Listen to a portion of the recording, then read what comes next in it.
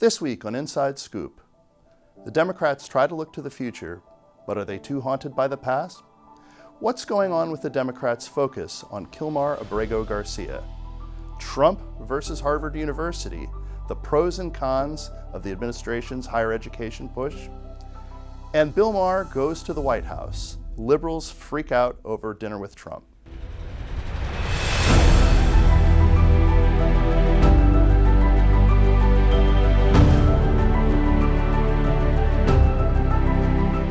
Welcome to Inside Scoop, where we talk about all the news that's fit to print in our Washington Examiner magazine. I'm Jim Antle, your host. And in this week's issue, we had a couple of features where we discuss the future of the Democratic Party, how the Democrats are responding to having been shut out of federal power in last year's elections, and what types of things they think they'll do next to try to win back power. Our senior writer, David Harsanyi, did a piece looking at the Democrats' focus on Kilmar, Abrego, Garcia. I'm asking President Bukele, under his authority as president of El Salvador, to do the right thing and allow Mr. Abrego Garcia to walk out of a prison, a man who's charged with no crime, convicted of no crime, and who was illegally abducted from the United States. So Democrats are focused on this as an issue of President Trump disappearing people and defying court orders. But is this a situation where Democrats are reinforcing a soft approach to illegal immigration that cost them last year's election? The Trump administration and others are framing this as an illegal immigrant who might have been a member of MS-13 suddenly appearing as some kind of political prisoner in Democratic political narratives. The point was to continue to raise the question about why the Trump administration is not taking action to facilitate his return in accordance with the Supreme Court ruling. We want to keep this in the press cycle. We want to keep it in the public eye. So is this really something that is going to help Democrats win again? We also had a feature from Andrea Ruth, one of our contributors, looking at the 2028 Democratic presidential field. Many familiar faces are part of what people speculate might be the next presidential field. That includes former Vice President Kamala Harris, former Transportation Secretary Pete Buttigieg, Representative Alexandria Ocasio-Cortez, California Governor Gavin Newsom, and Michigan Governor Gretchen Whitmer. And as a result of this, the question is, can Democrats do the pivot to the center that many people believe that they need to do? Or are all of these candidates haunted by the Democrats' past? Would you do something like that? Would you say no men in female sports? Well, I think it's an issue of fairness. I completely agree with you on that. So Newsom in particular is somebody who's tried really hard to reposition himself for the new political reality that Democrats are facing, but he's gotten a lot of pushback from the left. And as a result of this, it's not really clear that it's going to be easy for Democrats to do the things that they need to do to win back the voters that they lost in 2024. What they really seem to be hoping for, however, is that anger at the Trump administration and their ability to channel this anger among their base is going to make up for their inability to really move to the center or change any of their past policy positions, maybe making change unnecessary for them.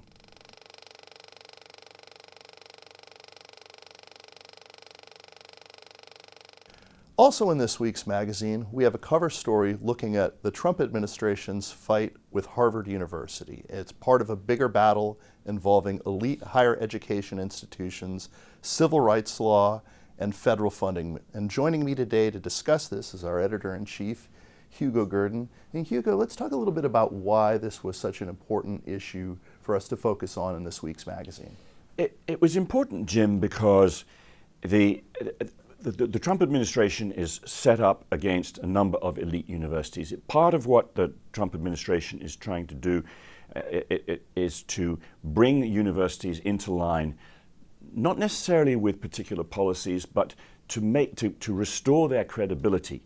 In the last couple of years, we've seen extraordinary demonstrations of Jew hatred, anti-Semitism, and it is under the anti-Semitism task force that the withdrawal of funds from Harvard has taken place. What the Trump administration is trying to do is to make sure that the universities, which are receiving billions of dollars, in the case of Harvard up to $9 billion, fulfill at least basic minimum standards of freedom of expression, freedom of inquiry, viewpoint diversity, and that sort of thing. And it notified Harvard that it was not meeting those standards, and therefore $2 billion was withdrawn.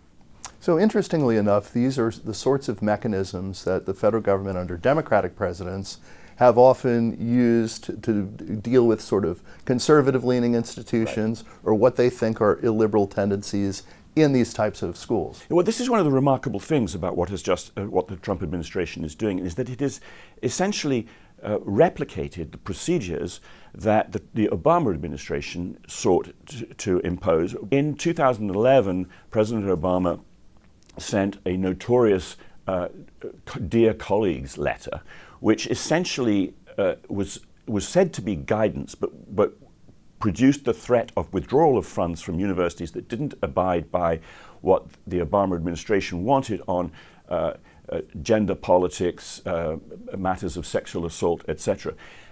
This was absolutely notorious and unconstitutional, and it cut through all sorts of procedures. Now, President Trump and his administration want to impose diversity of views. They want conservative voices heard. They want faculty to be balanced.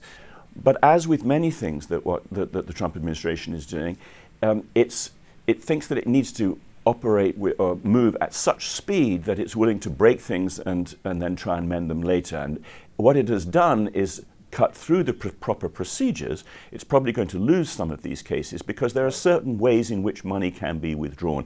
And it doesn't seem to be, it's not bothering with those, it's just proceeding at breakneck speed. So one of the other things we covered in this week's magazine is obviously the death of Pope Francis. Right.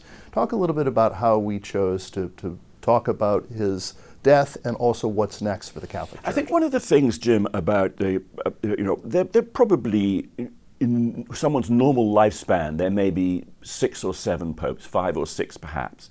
So it's a very rare thing. Doesn't come around every 4 years like a presidential election or congressional elections every 2 years. The change of pope is a very big deal, and for most adults now, who've been around for a couple of popes, there was Pope John Paul II, was enormously important pope during the Cold War.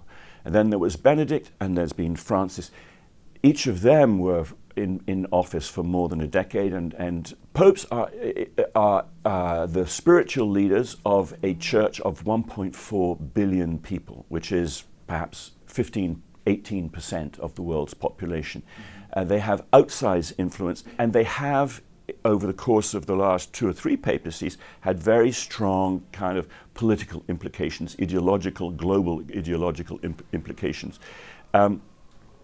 Pope Francis was seen by many people as, he was a humble man, he was on the side of the poor. He grew up, however, in South America and absorbed the teachings of liberation theology, marked contrast to Benedict, who was before him, and to John Paul II.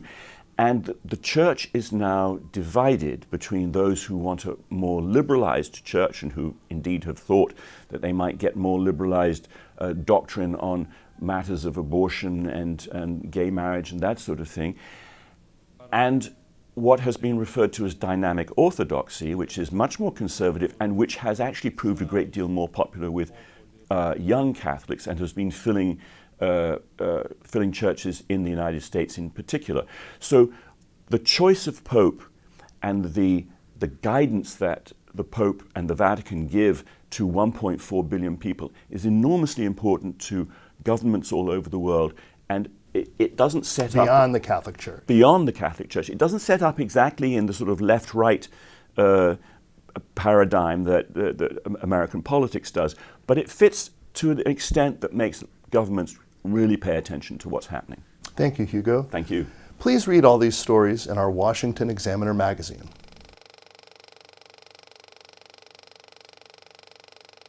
Also in this week's magazine, comedian and television host Bill Maher has dinner with President Trump.